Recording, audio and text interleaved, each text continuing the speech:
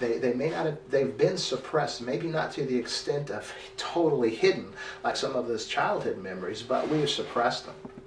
And what I'm telling you is the suppression of those memories, because they're not able to process, was not just to leave them there. That's where they belong. I never could understand, but I'm not really a computer expert. You know, when you're running one of those quarantine programs and the program says, you know, it's still on your system, we've just quarantined it. I like it just to be off my system, okay? But anyway, those suppressed experiences that we couldn't process at the time of being such a young age and just didn't make sense, they're still there. Even in the same state they were when you put them there. And maybe it was a situation that was so insignificant, so ridiculous, and if you had been 10 years old and not 5, you would have understood why. But that memory being suppressed in that 5-year-old state is still there because it was never processed, it was never dealt with. And so what I'm suggesting, have you ever heard of cryogenics? You know, I know if you're a science fiction fan, you would have. But it's the freezing of a person, where they freeze the body and thaw them out, you know, like years and years later. You know, it's thought that, we'll say we don't have a cure for a particular disease and a disease that you have. So if we can find a way to freeze you and preserve you and unthaw you in 50 years, maybe in 50 years there'll be a cure for that disease, okay? And so this is the same, in a sense, the same concept of suppressing, you know, a situation that couldn't be processed as a child. If that situation can be brought to light now as you're a teenager or an adult or an older person, you could look at that situation and say, man, this wasn't even a situation at all. Delete and just delete that, and a lot of the issues that are manifesting in your life because of a perceived negative that wasn't really a negative at all can be eliminated.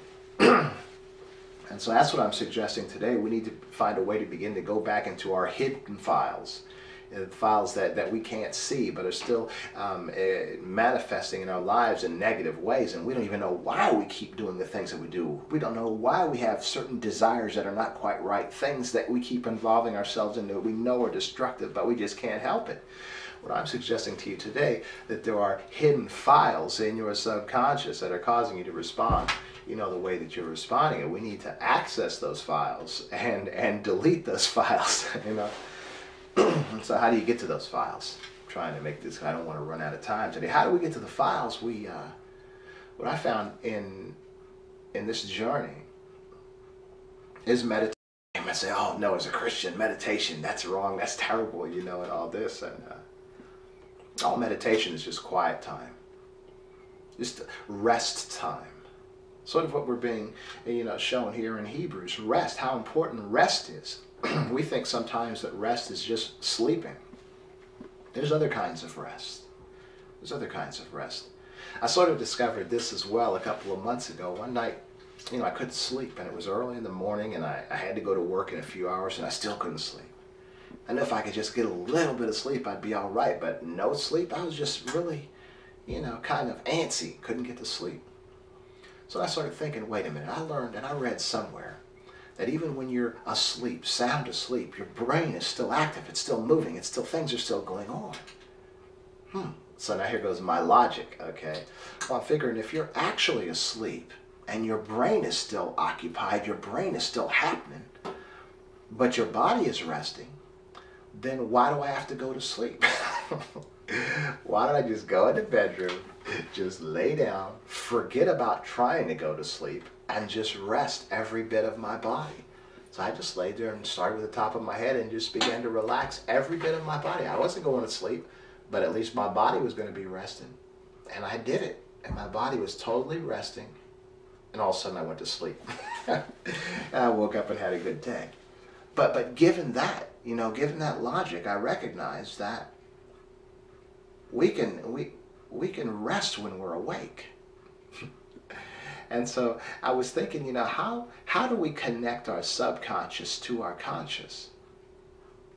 This might be kind of deep, you know. This is all in the rest. This is all figuring out what's going on in our minds, trying to be well.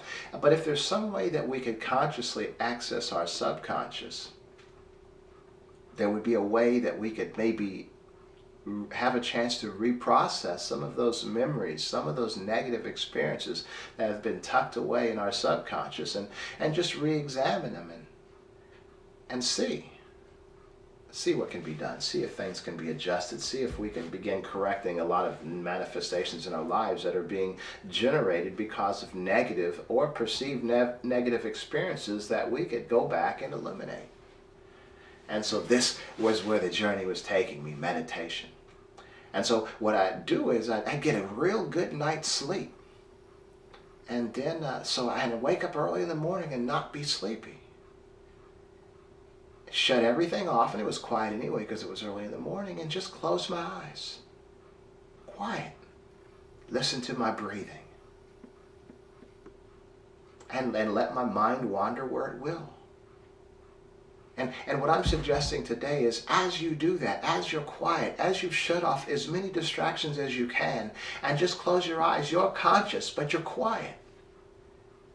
And now you're allowing your mind to begin to heal. Just listening. Whatever thoughts, what's coming out. You don't have to turn on the TV, you don't have to turn on the radio. Just listen to yourself, listen to your thoughts. Let your thoughts think about what they want to do. What am I going to eat for breakfast today? What am I going to do? But you'll be thinking about little things like that, but you'll also be thinking about relationships and certain people that are important to you.